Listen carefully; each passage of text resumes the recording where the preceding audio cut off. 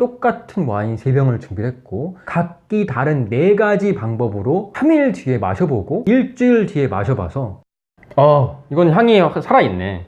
제 예상과 전혀 다른 결과가 나왔고,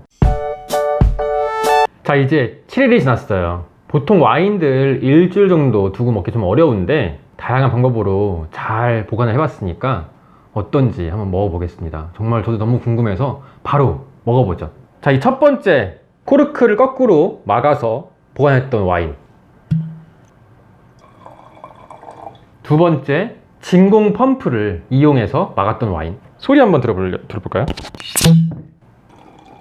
모두 같은 잔에 담는 이유는 잔이 맛에 미치는 영향이 꽤 크기 때문이에요. 다음번에 그래서 어떤 잔이 좋고 어떻게 와인 맛에 영향을 미치는지도 한번 리뷰를 좀 해볼 거니까 다음 편 또 기대를 해주세요. 세 번째, 탄소 흡착제 마개를 이용한 와인이에요.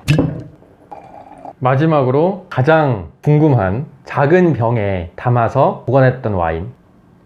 궁금한데요? 색부터 보도록 하죠. 첫 번째, 코르크를 거꾸로 막았던 와인의 색은 큰 변화는 없네요. 일주일 지났는데, 그런데 한 가지 문제가 코르크가 말라서 이 코르크 가루가 좀 떠 있어요. 이런 나쁜 점이 좀 있네요. 진공 펌프랑 비교를 해봤을 때 두 개의 색깔 차이는 별로 없어요. 그리고 세 번째랑 비교를 해봐도 색깔 차이는 별로 없다. 네 번째 것도 딱히 색깔이 두드러지게 변한 건 없어요. 향을 맡아보겠습니다. 향이 거의 없다시피 했어요. 코르크를 거꾸로 막아서 일주일 정도 냉장 보관을 하면 향이 거의 없다시피 하네요. 맛을 한번 볼까요? 와인 맛은 나요. 근데 전 이 와인 안 사 먹을 것 같아요. 맛이 갔어요. 약간 갔어요. 근데 그렇다고 식초처럼 변한 건 아니에요. 못 먹을 정도는 아니다. 두 번째, 진공 펌프로 막았던 거. 이건 향이 살아있네. 완전히 다른 와인이에요, 두 개가. 과실 향이 잘 남아있어요. 세 번째, 탄소 흡착제 막았던 거. 이것도 향은 잘 살아있네요. 비슷한 정도인 것 같은데. 탄소 흡착제를 쓴 게 맛이 더 잘 살아있어요. 생각보다 퍼포먼스가 더 좋은데요. 다시 한번. 두 번째, 백큐ම් 펌프.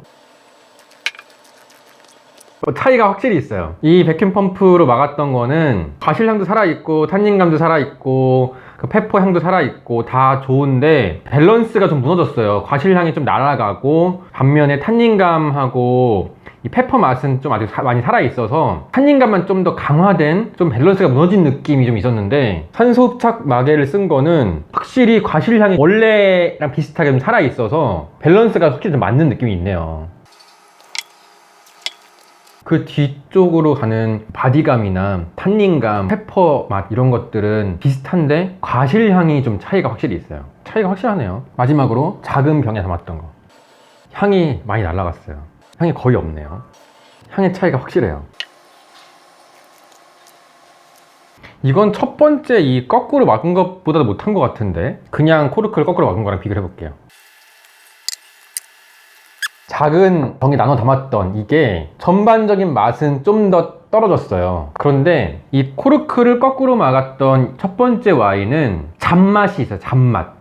이게 코르크 가루 때문에 생긴 것 같진 않고 와인이 좀 산화가 좀 많이 되면서 생긴 잔맛이고, 반면에 이 네 번째 작은 병에 담았던 이 와인은 맛이 전반적으로 좀 날아가서 없어진 느낌이지 잔맛이 섞이진 않았어요. 특징이 좀 확실하게 있네요. 그래서 작은 병에 나눠 담은 이 와인이 맛의 강도는 더 약할지 몰라도 맛의 밸런스는 그래도 더 갖추고 있고, 저 같으면은 이게 만약 정말로 새로 딴 와인이 이런 맛과 이런 맛이 있다면 네 번째 와인에 더 높은 점수를 줄 것 같아요. 이거는 잔맛이 좀 섞여 있어요. 점수를 주자면 산소 흡착제 마개를 썼던 와인에 80점 정도를 주고, 백큐ම් 펌프를 했던 와인에 70점 정도를 줄 것 같고, 작은 병에 나눠 담았던 와인에 50점 정도, 거꾸로 막았던 와인은 30점을 줄 것 같아요. 제 예상과 전혀 다른 결과가 나왔고 굉장히 좀 놀라운 결과일 수도 있어요.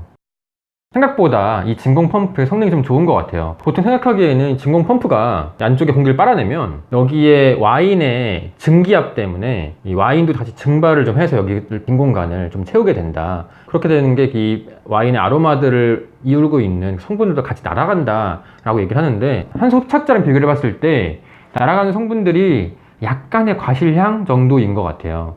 그 외의 맛들은 좀 보존이 되는 편인데, 그래도 사실 와인에서 과실량이 매우 중요하죠. 아로마 성분들, 아마도 벤젠구를 갖고 있는 그런 휘발성 성분들일 것 같은데, 그 휘발성 성분들이 가장 먼저 날아가기 때문에 좀 없어지지만 그래도 먹을 만한 와인이 돼요. 진공 펌프를 썼던 경우에서 과일향이 날아갔던 이유, 조금 더 과학적인 분석, 그림 맞히기보다 좀 더 쉽게 설명 들어갑니다. 과일향을 내는 분자들은 이렇게 생겼어요. 여기 보면 이렇게 육각고리 모양들 보이시죠? 이 고리 이름이 벤젠골이고, 이런 분자들을 방향족이라 불러요. 방향족, 향을 방출한다 라는 이름처럼 증발을 아주 잘하기 때문에 압력이 조금만 낮아져도 증발하는 양이 막 늘어나기 때문에 진공 펌프로 병 속의 압력을 낮추면 가장 먼저 과일향부터 날아가게 되는 거죠. 반면에 산소 흡착제 같은 경우에는 꽤 보존이 잘 되는 편인 거죠. 일정 정도 지났는데도 불구하고 과실향도 잘 보존이 돼 있어요. 여기 와인에 있던 그런 벤젠골을 갖고 있는 휘발성 성분들, 이런 것들이 잘 보존이 돼 있는 것 같고, 그래서 산소 흡착제가 그냥 성능이 좀 좋았고, 두 번째가 백큐um 펌프였어요. 이 거꾸로 막은 거는 3일 정도에서도 그냥 먹을 만한 정도였고, 일주일 정도 지나면은 먹을 만한 와인이 안 돼요. 제가 가장 기대했던 건 사실 작은 병에 나눠 담는 거였어요. 완벽하죠, 이론은? 산소랑 접촉하는 걸 막는다라는 컨셉. 그래서 산소랑 접촉하지 않게 빈 공간 없이 따라서 막는다 였는데, 제 생각에 이거 가장 간과했던 점은 이걸 따라 담는 과정에서 이미 모두 다 와인들이 산소 접촉을 해서 산화가 될 준비가 다 된 상태예요. 이미 숨을 팍 열어준 상태. 그 상태에서 아무리 산소랑 안 만나게 보관을 해봤자 이미 얘는 뜯은 봉지인 거죠. 결국은 산소 흡착제를 쓰는 게 보존에서는 가장 유리했어요. 일주일 정도 보존에서는. 하지만 그만큼 산소 흡착제의 가격도 있고, 하나에 800원 정도? 좀 비싼 와인들한테는 좀 효과가 좀 있겠지만, 데일리 와인을 800원 주고 막는다? 뭐 잘 안 맞을 수 있겠죠. 그렇지만 어쨌든 이 네 가지 방법 중에서는 가장 효과적이었다. 진공 펌프를 이용해서 막는 방법은 확실히 그 초반에 그 향긋한 아로마들은 좀 날아가 버리는 그런 단점이 확실하게 좀 있다. 그 증발한 성분들이 결국은 맛의 차이로 느껴질 거다라는 게 예상되는 결과였고, 그게 결국은 맞았어요.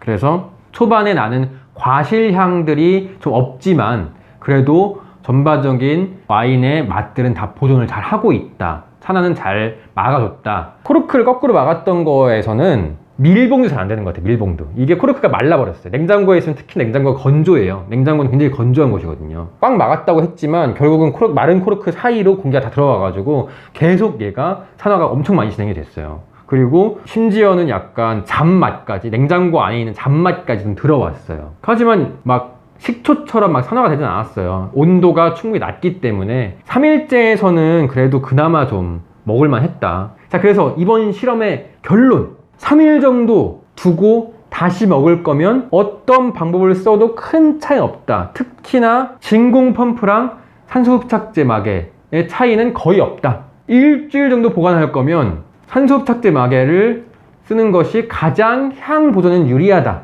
하지만 산소 흡착제 마개가 한 번 막을 때 800원 정도를 쓰는 가격이 있으니까 데일리 와인을 일주일 정도 막는다 라고 할 때는 진공 펌프를 쓰는 게 가장 가성비는 좋지 않나. 노력 대비 작은 병을 쓰는 거는 좀 쓰레기다. 와인 클리닉 너무나도 중요한 실험을 했어요. 오늘도 즐거우셨다면 구독과 좋아요 꼭 눌러주시고 다음 시간에 만나요.